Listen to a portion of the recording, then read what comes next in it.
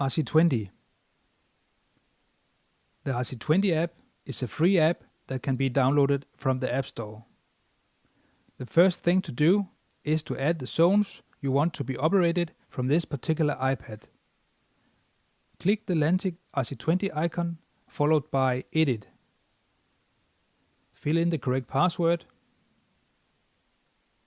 Now the Add Zone menu appears. You have 3 different types of zones. Entertainment is your entertainment center.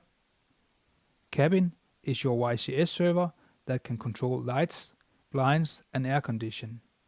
Central Command is controlling lights and air condition for multiple zones. In this case, I will select Entertainment.